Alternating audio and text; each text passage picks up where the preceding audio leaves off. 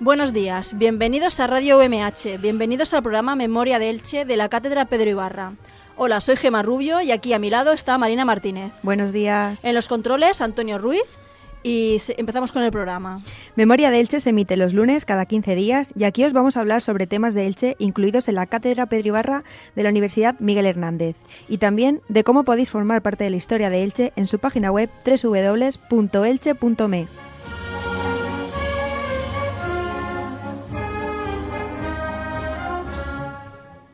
Hoy vamos a hablar de la exposición que se inauguró el miércoles en el Museo Arqueológico y de Historia de Elche titulada Hacen falta paradoras, más de 100 años de publicidad en Elche. Y para ello hemos invitado al comisario de la exposición, a Miguel Ors Montenegro. Bienvenido, Miguel. Hola, muchas gracias. Miguel Ors es profesor de Historia del Periodismo de la Universidad Miguel Hernández de Elche y director de la Cátedra Pedro Ibarra de la misma universidad. Y como ya he dicho, es director y comisario de la exposición Hacen falta paradoras, más de 100 años de publicidad en Elche. Bueno, Miguel, vamos a empezar por el principio y te preguntaría que cómo surgió la idea de esta exposición. Pues surgió hace unos 4 años aproximadamente porque la empresa, el Grupo Anton Comunicación, cumplió el 50 aniversario, y entonces se plantearon hacer una exposición que en cierta medida recogiera la historia de la publicidad en Elche, ¿no? Entonces yo conozco a Pepe sobre todo por haber jugado al fútbol con él, aunque jugábamos muy mal, pero he jugado muchos años con él y por eso supongo que me fichó por esa razón, ¿no? Y el título la verdad es que lo tuvimos claro inmediatamente porque probablemente lo de hacen falta paradoras yo creo que es el anuncio más repetido en la historia del Elche, al menos en el siglo XX, ¿no? Y ojalá lo siga siendo en el siglo XXI, ¿no? Y no tuvimos ninguna duda de que ese era el reclamo que tenía que llamar a la gente a una exposición sobre la historia de la publicidad en Elche, ¿no? Esta es la primera exposición sobre publicidad, ¿no?, en Elche.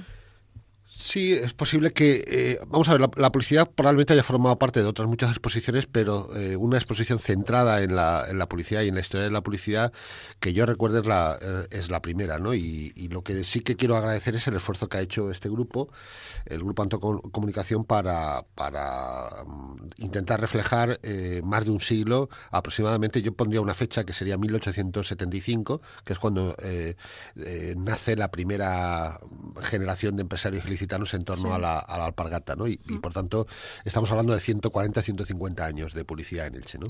¿Y qué objetivos tiene esta exposición?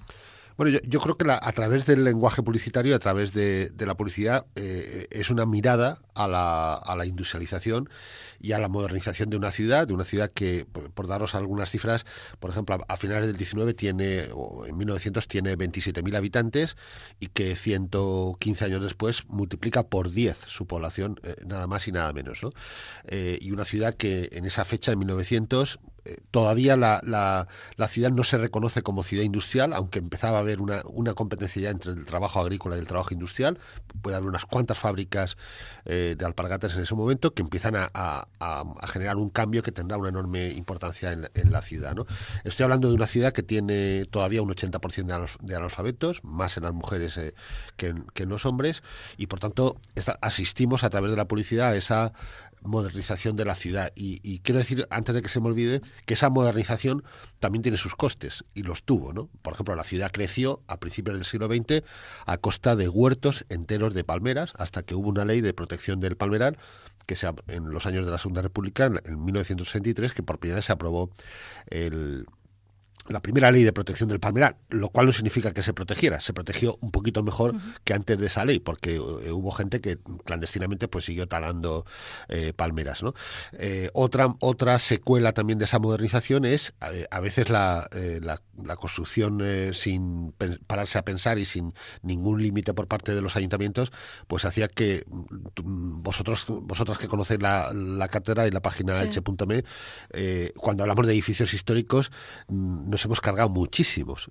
Claro, Pocos quedan, sí. y uno piensa, por ejemplo, acuérdate esas postales que nos dicen mucho ahora: el Palacio del Duque de Béjar, la Casa de la Condesa de Luna, la Torre del Pla, la Casa de Gómez, la Casa de, yo qué sé, la Casa Neoárabe. Por ejemplo, fíjate, por poner un ejemplo más claro, el Cuartel Viejo, que supongo que ahora ya la gente le llama los pisos azules. Bueno, pues ahí hubo un cuartel de caballería del siglo XVIII, construido en el siglo XVIII, que se demolió a principios de la década de los 60. Claro, y supongo que en aquel entonces habría gente que diría, bueno, esto tampoco es que sea el Escorial. Y efectivamente no era el Escorial, ni mucho menos. Lo que pasa es que era nuestro Escorial. Claro, pero nos damos cuenta al tiempo. Y no lo cargamos, efectivamente. Entonces, la exposición, aunque la policía no cubre esta cuestión, pero sí que, insisto que ahora, por ejemplo, que van a pasar los institutos y la universidad, porque también llevaremos a los universitarios a que vean la exposición, pues permite una mirada a la ciudad y permite reflexionar sobre la ciudad y lo que hemos hecho en estos últimos 150 años, ¿no? Como has dicho, había en Elche muchos analfabetos. ¿Se centró más la publicidad, a lo mejor, en la radio? No, vamos a ver. Para que todo el mundo... Fíjate, yo cuento, y lo cuento a veces a través de familias a las que les hemos seguido el rastro. Mira, hay una primera generación de empresarios, que yo creo que además la explicación sería más larga, pero piensa, Elche es una ciudad que agrícolamente da muy poco de sí. Son tierras de secano, el agua del Vinalopó, pues ya sabes que no es precisamente abundante, y encima lleva sal. Con lo cual, sí, pues la agricultura está muy limitada, ¿no? Y eso, en cierta medida, ayuda a una alternativa a la agricultura, que es la industria, ¿no? Es decir, Orihuela no necesita plantearse una industrialización porque la agricultura pues da mejor de comer, ¿no? Y entonces surge una primera generación, insisto, en torno al año 1875, con nombres y apellidos, ¿no? Se llaman Antonio Ripoll, Diego Fernández, Eliodoro Vidal, Matías Guillén, José María Buch y algunos más que podría citar, ¿no? Y Vicente Sansano, que si no, luego mis amigos los descendientes se cabrean, ¿no? Y esa primera generación que monta las primeras fábricas, pues hombre, si se anuncia, como máximo se anuncia en la prensa ilicitana, en los semanarios que también conocéis, sí, que salen los sábados o los domingos, y anuncios tipográficos muy baratitos y tal, pero es una publicidad que probablemente no sale de Elche, ¿no? Bueno, luego llega la segunda generación, en torno pues a partir de 1910, y surge una segunda generación y surge un fenómeno que a mí me parece muy llamativo, que es el fenómeno de las viudas, ¿no? La viuda de Pérez, la viuda de Maciá, la viuda de tal, ¿no? Que es el creador se ha muerto y la viuda, ¿no? La mujer y los hijos mantienen la fábrica.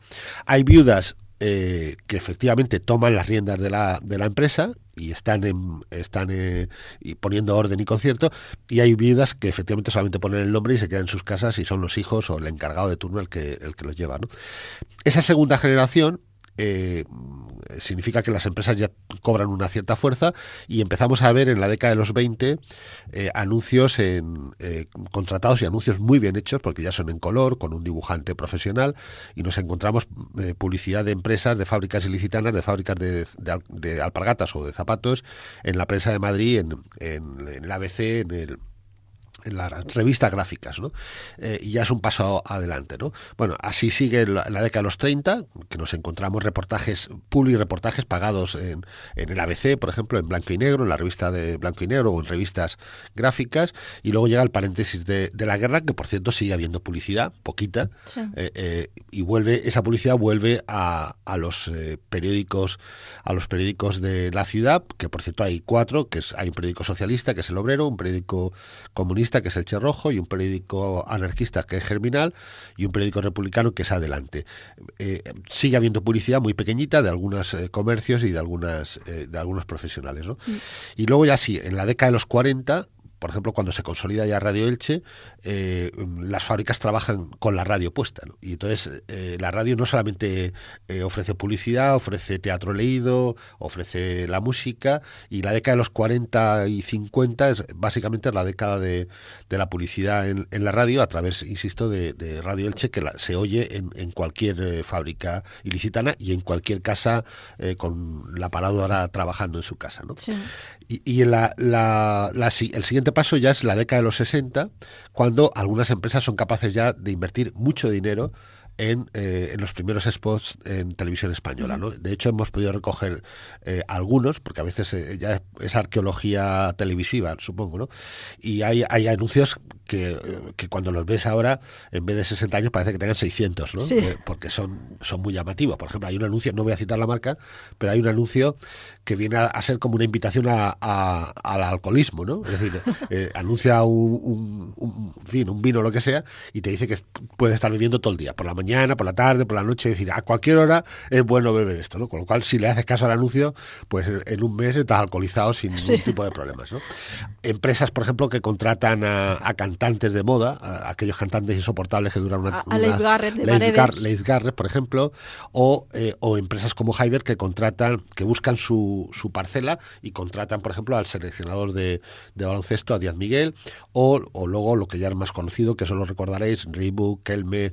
Reebok, por ejemplo, pues contrata a los principales deportistas, tanto futbolistas, Casillas, Mitchell, yo qué sé. Julen Guerrero me suena a mí también. Julen Guerrero, o por ejemplo, o a Arantxa Sánchez Vicario, o a los atletas, José Luis González, que era un señor que corría, no el de aquí, que era un atleta de primer nivel, pues bueno, y hacen ese tipo de inversiones. Sí. Hasta, yo creo que la mayor inversión en deporte que la ha hecho Kelme, en publicidad. Sabéis que Kelme llegó a vestir la camiseta del Real Madrid, y eso significó que Kelme fuera una marca que se podía ver en cualquier lugar del mundo, y además creo que fue una buena operación, rentable desde el punto de vista económico, ¿no? Porque luego vendió los derechos, no recuerdo bien, pero creo que Adidas, ¿no? Después de haber llevado la camiseta Kelme. Bueno, pues en esta exposición habéis contado con la colaboración del Grupo Antón Comunicación, como ya has comentado. Sí, el patrocinio realmente, porque ellos han hecho el esfuerzo económico, ¿no? Luego también han colaborado el Museo de Pusol, la Alcudia y muchos más. Sí. Hombre, ha habido y ahí estamos muy satisfechos y hay que dar las gracias una y otra vez, porque ha habido una colaboración muy generosa por parte de todas las instituciones, y hay que hablar del Archivo Histórico Municipal, de la Biblioteca Pública Pedro Ibarra, del Museo de Pusol, efectivamente, por ejemplo, de las cátedras institucionales de la Universidad Miguel Hernández, de la Alcudia, y sobre todo también, y lo quiero indicar especialmente, los mejores coleccionistas que tenemos en la ciudad han colaborado todos y generosamente. Colecciones privadas. Claro, las colecciones privadas son fundamentales porque hay, por ejemplo, lo que sería la historia del cine que se ha podido ver en Elche en el siglo XX, pues eso es la colección de Jerónimo Guilaber, o la colección de facturas que hoy son casi obras de arte, porque son logotipos de los años 20 o de los años 30 y que tienen un inmenso valor. Pues esa es la colección de David Beltrán, que es un coleccionista de Novelda, ¿no? Entonces ha habido mucha gente que nos ha ayudado, y eso es lo que ha permitido, pues realmente que mereciera la pena, ¿no? el esfuerzo, ¿no? Pero vamos a ver, ¿qué podemos ver a través de la publicidad? Yo creo que es una manera de ver la ciudad, ¿no? Es decir, una visión de la ciudad a través del lenguaje publicitario y a través de... Quiero decir, por ejemplo, te puedes encontrar anuncios de principios de siglo. A mí hay uno que me gusta mucho, precisamente sobre el alcohol, que dice "no bebas más", ¿no? Es un anuncio que además apareció en toda la prensa española en la primera y segunda mitad del siglo XX. Era una llamada a evitar el alcoholismo como problema de todo el país, ¿no?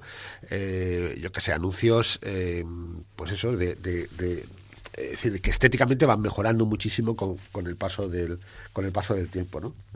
Y yo creo que es decir, bueno, al final, fíjate que es curioso porque empresas que han tenido cerca de 100 años de existencia, que han trabajado, estoy pensando en Ripoll o en Facasa. Ripoll llegó a tener 1.500 trabajadores, Facasa llegó a tener 1.000, Damel, que la gente no sabe que es Dama de Elche, por eso se llama Damel, que es una fábrica de caramelos y de chicles y tal, llegó a tener cerca de 1.000 trabajadores, ¿no? ¿Qué queda hoy? Nada. O sea, no están los edificios, no está, es decir, y prácticamente no hay archivos propios de... Queda en buena medida la publicidad que pudieron hacer, ¿no? Cuando la conseguimos rescatar, no siempre, ¿no?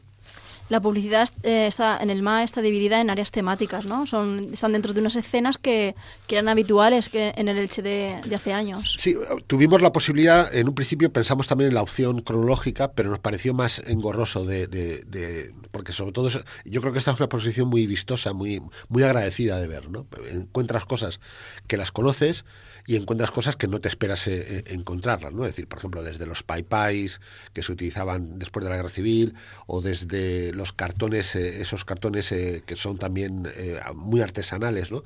Para los escaparates y demás, ¿no? Y por eso no sé qué me habías preguntado. Bueno, que hay escenas, ¿no? Está un bar, efectivamente, hay un kiosco. Y que hemos elegido un orden temático. Por ejemplo, hay una parte dedicada a la propaganda institucional, hay otra parte dedicada a las fiestas, otra parte dedicada a los espectáculos, hay otra parte dedicada a la industria y a las marcas, y nos ha parecido que era una manera más pedagógica de enseñarlo, ¿no? El kiosco que hay en el centro, y el kiosco, auténtico. El kiosco es una reproducción exacta de un kiosco que está junto al Puente de la Virgen, y precisamente nos empeñamos en que hubiera, en que las personas que fueran a ver la exposición que pudieran ver los periódicos reales, tal como se publicaron. Es decir, hemos hecho ediciones facsímiles del periódico completo, y hay cabeceras de las 80 cabeceras que hay hasta la Guerra Civil. Hemos procurado que la gente los pueda ver. De tal manera que puedes leer completo un periódico anarquista, un periódico socialista, un periódico católico, un periódico literario,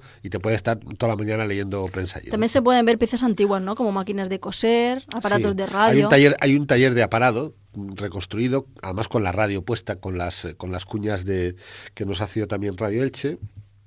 E incluso ha habido una simulación, es decir, cuatro trabajadoras de Puliantón se disfrazaron, digamos, de aparadoras, y se pusieron una bata y unas zapatillas para hacer el anuncio de la exposición. Un anuncio de la exposición, como no puede ser de otra manera, ¿no? Uh-huh. ¿Se pueden seguir aportando artículos o se pueden? Sí. ¿O está cerrada? No, está abierta a más no poder, porque, hombre, yo no sé si hemos puesto 1.000 cosas o 1.300, que no las he contado, ¿no? Pero fulanito no está. ¿Por qué? Pues porque es imposible que esté todo el mundo. Es decir, y hay grandes empresas que no hemos conseguido nada. Entonces, de vez en cuando, por ejemplo, inauguramos el miércoles, el jueves y el viernes ya nos llevaron un par de cosas más y las hemos integrado en la exposición, ¿no? Es decir, y ojalá yo espero que la exposición sirva para recoger más materiales que no hemos podido reunir hasta ahora, y sobre todo, sí nos apetece mucho enseñar esa ciudad a gente que no la ha podido ver por razones de edad, porque tienen ahora... El otro día fue el primer instituto y la verdad es que nos lo pasamos muy bien enseñándolo, ¿no? Uh-huh. Miguel, desde tu experiencia, ¿crees que hay interés por parte de los ilicitanos en conocer su historia? Yo creo que sí, yo creo que de hecho, además, fíjate que a través de las redes sociales hay grupos, hay uno que se llama Si no eres de Elche, sino no sé qué, y otro que se llama Soy de Elche y no sé qué más. Y esto es Elche, y esto es Elche y cosas por el estilo.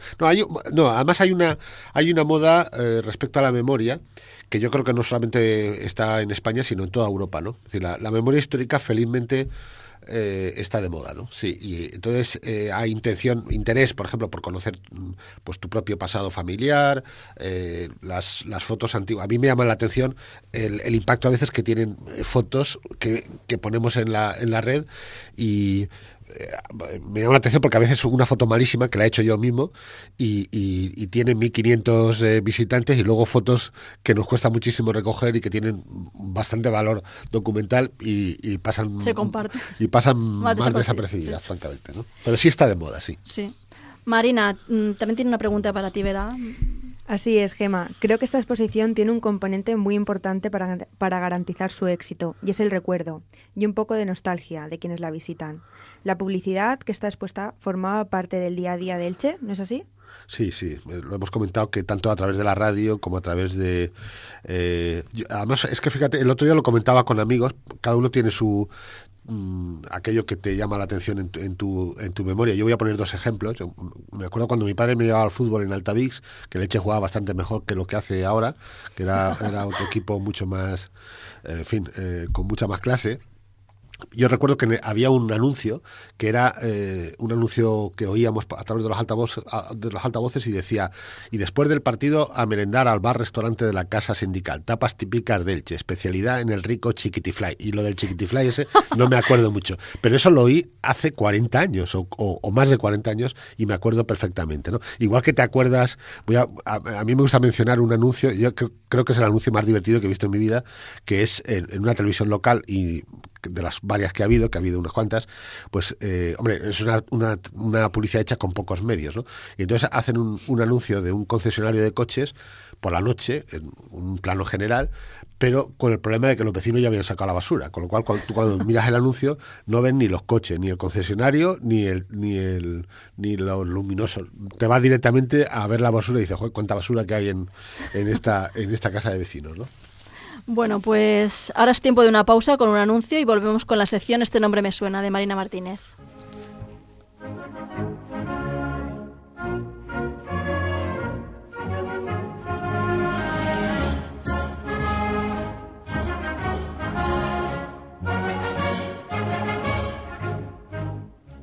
Si quieres formar parte de la historia de Elche, entra en la página web de la Cátedra Pedro Ibarra, www.elche.me. Puedes subir tus fotos y la biografía de tu familia y entrar en la historia de Elche. La Cátedra Pedro Ibarra también está en Facebook y Twitter. En Facebook, si le das a me gusta, te aparecerán las actualizaciones en tu muro. Y si la sigues en Twitter, @umhpereibarra, con 140 caracteres, estarás informado del pasado de la ciudad.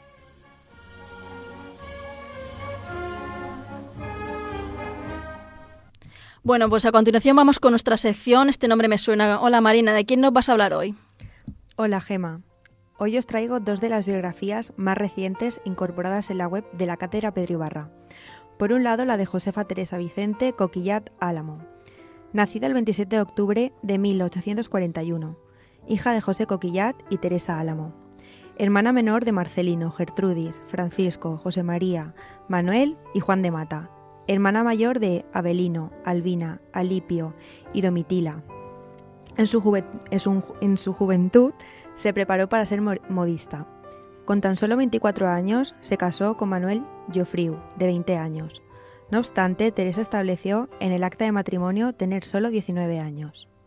Más tarde, en ese mismo año, de 1865, tuvieron su primer hijo, Pascual Manuel.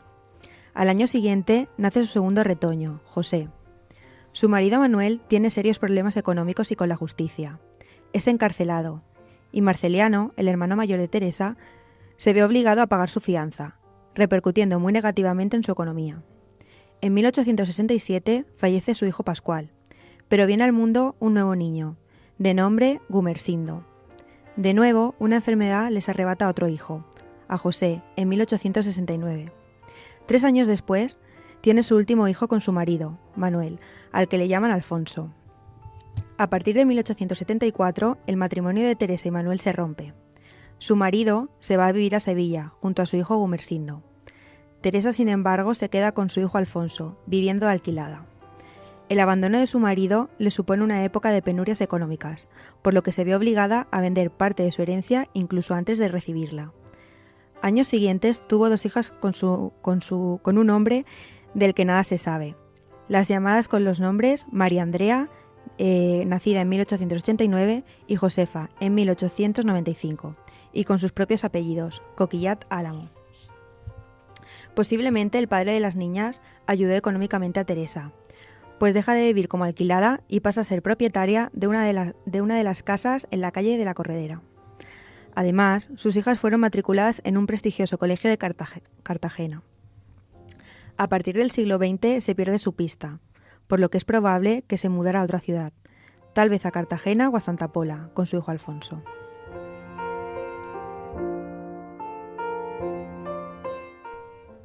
Otra de las biografías que podéis encontrar en la web de la cátedra es la de Josefa Miralles de Imperial y Galeana, hija de José Miralles de Imperial y María Antonia Galeana. Antes del año 1866 se casó con José María Coquillat. Residían en la calle Troneta. En 1868 tuvieron su primer hijo, José María Dámaso. 2 años después nacerá su segundo vástago, Víctor. Sin embargo, en 1869 perdió por enfermedad a toda su familia. En enero, a su marido por malaltía en el pecho. En abril, a su hijo José, por ictiricia. Y en junio, a su otro hijo Víctor por calentura. Pero en enero de 1870 tuvo un tercer hijo, con una persona de la que no quiso revelar su nombre, aunque se indicó que se trataba de un sacerdote. El hijo ilegítimo fue llamado Francisco y se quedó al cuidado de la sirvienta que tenía en su hogar, llamada María Tarí y Treviño. A partir de 1895 dejó de mencionar a su hijo Francisco en los documentos oficiales, por lo que es de suponer que falleció. Su última residencia estuvo ubicada en la calle Desamparados.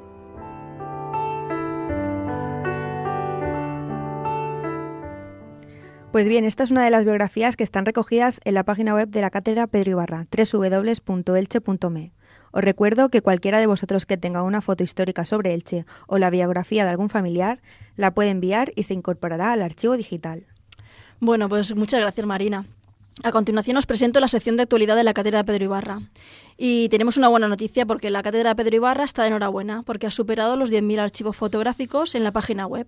También hemos superado las 5.500 biografías y en cuanto a los vídeos está a punto de contar con 300 enlaces. Enhorabuena, Miguel, por lo que te toca, por director de la Cátedra. Bueno, y a ti también porque no dejar de poner cosas todos los días. Gracias, Gemma. La verdad es que somos un equipo que aparte de que nos llevamos bien, trabajamos todos los días y seguimos el ejemplo de Pedro Ibarra, que se murió el hombre de tanto trabajar. Espero que no nos pase a nosotros. Bueno, ¿qué fotografías de las que se han subido últimamente te han gustado más? Se han subido las últimas de una tribu, ¿no?